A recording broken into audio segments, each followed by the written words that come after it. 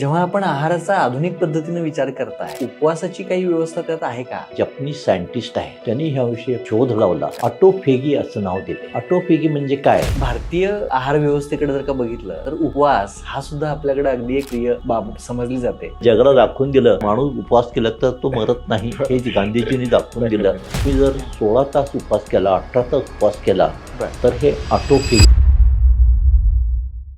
भारतीय आहार व्यवस्थेकडे जर का बघितलं तर उपवास हा सुद्धा आपल्याकडे अगदी एक प्रिय बाब समजली जाते. तर जेव्हा आपण आहाराचा आधुनिक पद्धतीने विचार करताय तर त्यावेळेस उपवासाची काही व्यवस्था त्यात आहे का? हो, तुम्ही अगदी फार महत्त्वाचा प्रश्न विचारलात बरं का. याविषयी फार मोठं संशोधन झालं आहे.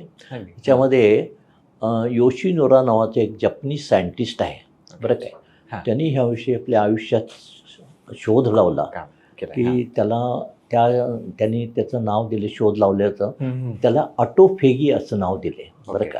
ते ऑटोफेगी म्हणजे काय की सेल्समध्ये आपले जे सेल्स असतात ना, ते सेल्समध्ये ते सेल्स न्यूक्लियस असते, ते जे जुने सेल्स पार्ट्स असतात ते खातंय सेल्स आणि त्याचे सगळं मोडतोड करून त्यातले जे आपल्याला पाहिजे तेवढंच घेते आणि बाकी सगळं फेकून देते त्याला, आणि मग ते नवीन सेल तयार होते.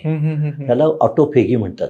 मग हे ऑटोफेगी कसं होते तर तो म्हटला की अत्यंत महत्त्वाचं म्हणजे उपवास करणे. तर तुम्ही जर 16 तास उपवास केला, 18 तास उपवास केला तर हे ऑटोफेगी वाढते. म्हणजे जुने सेल्स असतात ते नवीन सेल्स होतात. हे त्याच्या मागचं सायन्स आहे. आणि ह्या संशोधनासाठी त्याला 2016 साली नोबेल प्राइज मिळाला. हे फार महत्त्वाचं आहे. नोबेल प्राइज म्हणजे मोठा माहिती आहे. त्याला ह्या ऑटोफेगीसाठी नोबेल प्राइज मिळाला.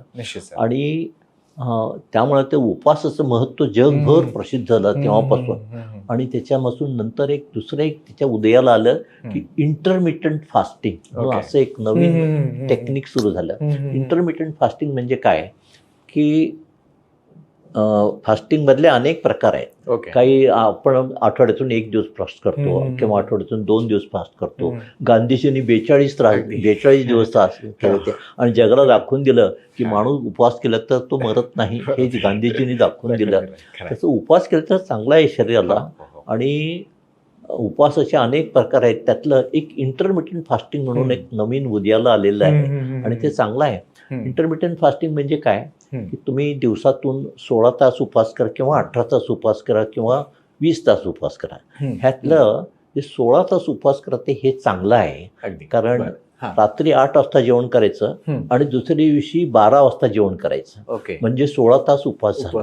आणि बाकीचे जे 8 तास आहेत त्याला विंडो पिरियड म्हणतात. इटिंग विंडो पिरियड म्हणजे काय की त्या 8 तासामध्ये तुम्ही खाऊ शकता, काय पाहिजे तुम्हाला खाऊ शकता.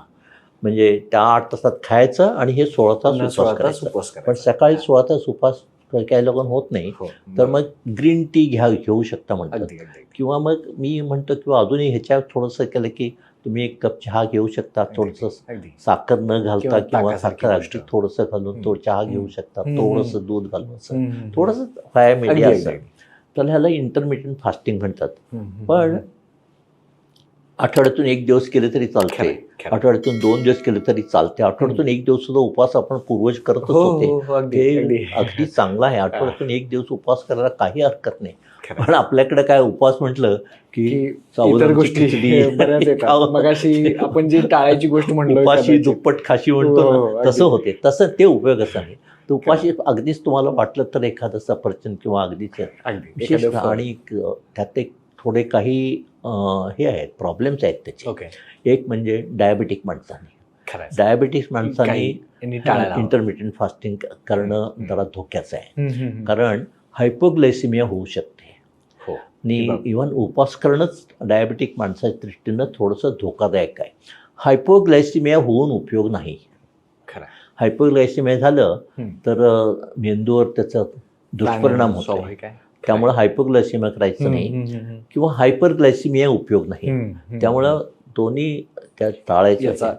आणि दुसरं आणखी काय, ज्यावेळेला थोडंसं काही इंटरमिटंट फास्टिंग केले त्यांचं वजन खूप कमी व्हायला लागलं. म्हणजे अगदीच हा सलग तसं होत असेल हम्म. तरी मग थोडं तुम्ही ब्रेकफास्ट घ्यायला घ्यायला पाहिजे. पाहिजे. असं काही म्हणजे काही लोकांना वजन हे पॅरामीटर आहे की हा, जिथे तुम्ही वजन हे पॅरामीटर आहे.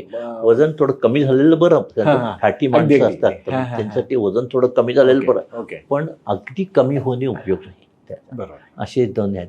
पण इंटरमिडिएट फास्टिंग हे अगदी चांगलं आहे. निश्चित सर.